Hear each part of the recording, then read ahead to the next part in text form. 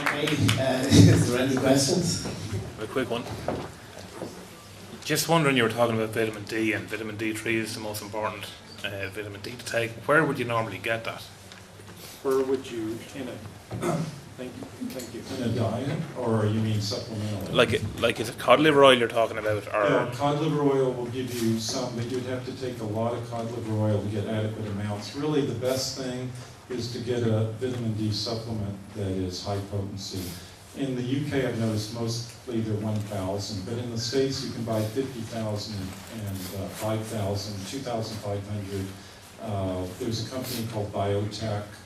Actually, there's a company, I don't work for them, I won't make a dime off of it, but I'll tell you, I've heard from some French people that they order from off the internet, a company called iHerb, herb.com, and they will actually ship to Europe, and they're low cost. And you look for Biotech, they have these really small capsules, 5,000 IU, that are inexpensive. Or Now brand is really good in the States. They're a family-owned company. They don't even support our organization, but I use their products, I recommend them. Does that answer it? Yeah. Cheers, yeah. Yes. Codex Alimentarius has been brought in by legislation, isn't it? Mandatory legislation is what they call it. I'm sorry, say again? Codex Alimentarius, the food regulations are actually coming in by mandatory legislation, isn't it? Well, he asked how are the Codex Alimentarius regulations or food guidelines coming into effect? I assume within the EU, and you're saying are they doing it by legislation?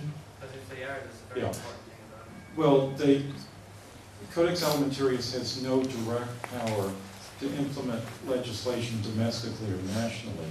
But what happens effectively is that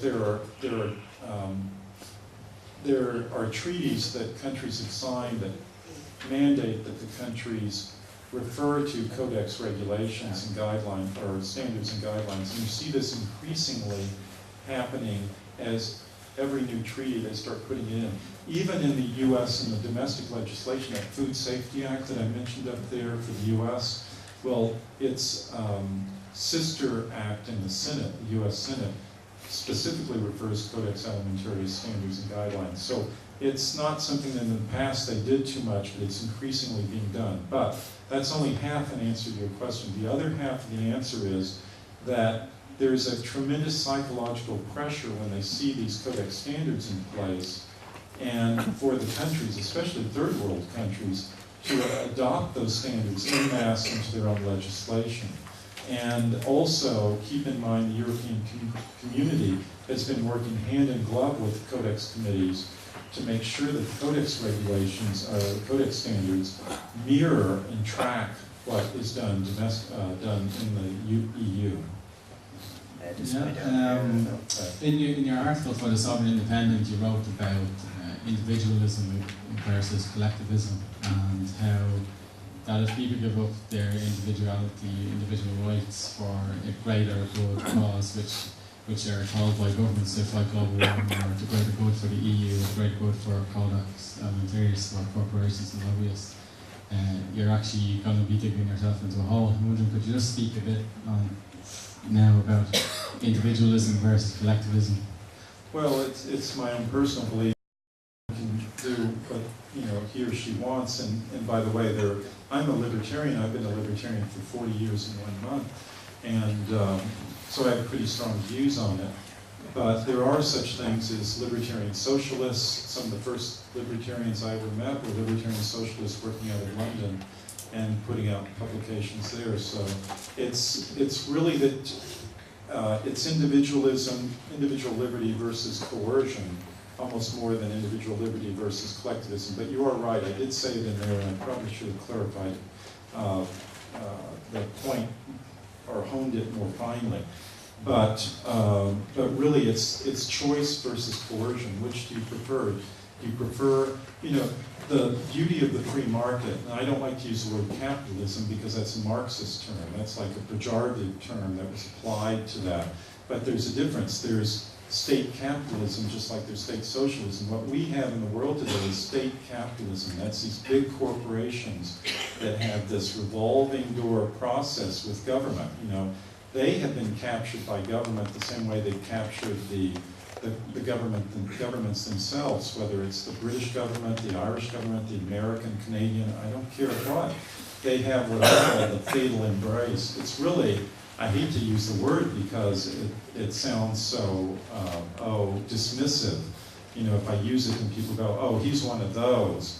But it's really a Mussolini corporate estate type arrangement. And that's basically what it is. So it's not truly free market. I mean, look who got rescued. It was the banksters. You know, it was the ones who caused the problems in the first place that got bailed out. And it really wasn't a bailout, it was a cover-up. They made these mistakes, and how do they keep them from being revealed? Well, they take taxpayer money and they throw it at the banks to shut them up so that the mistakes will not be revealed, so that the real errors will not be revealed. And Harry Schultz predicted, by the way, although it's a very easy prediction, that the banks in Ireland will all be nationalized within a year or two. They will all be nationalized, and that's the direction they're headed. But anyway, your point, I don't mean to avoid. But individual liberty is not only morally superior because it's not based on coercion, it's based on voluntary free exchanges between people. I have a car I want to sell to this gentleman, and I offer it for 2,000 euros, and he can say yes or no. I'm not forcing him to do it. But I go into a vitamins shop, and I want to buy 5,000 units of vitamin D. If it's there, I'm not being forced to buy it. But then what they want to do, like the drug companies, is eliminate that choice. So I'll only have one restricted choice. Oh, I have to get a flu vaccination, or I have to get this anti-cancer therapy when I could have had all these other choices. You think about how many millions of people have died over the years that these monopolistic practices have been in effect, and it'll make you livid. It'll make you really angry at what's been going on, because they've been killing people, injuring people, they've been destroying people's lives, all so they can shore up their little monopolies or their big monopolies and do all of this harm and injury. And they fool us, you know, they're really good with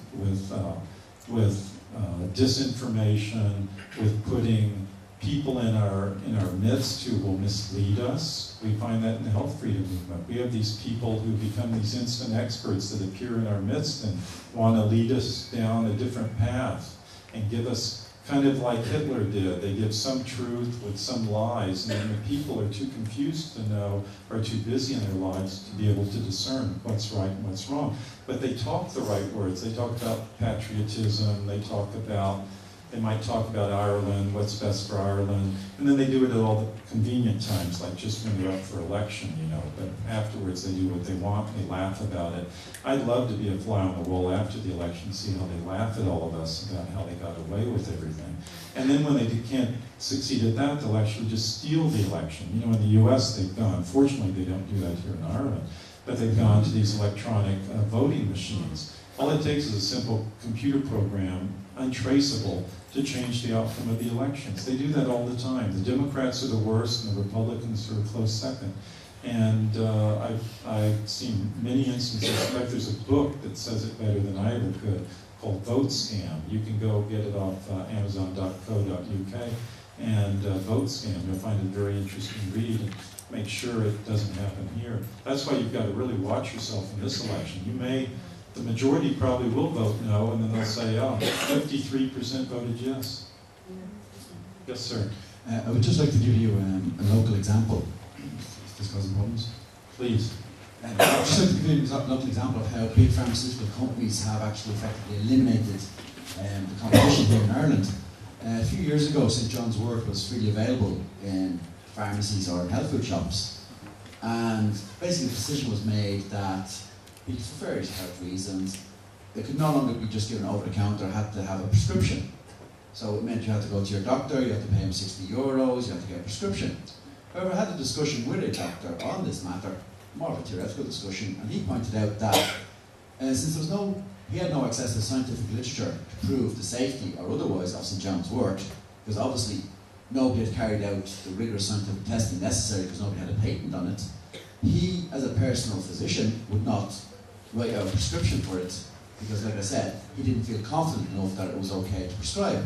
So effectively what you had is a situation where something that was freely available, which was of benefit to certain people who took it themselves of their own volition, was effectively removed from access because doctors wouldn't prescribe it, and the cost, even if they would prescribe it, suddenly had jumped by an extra €60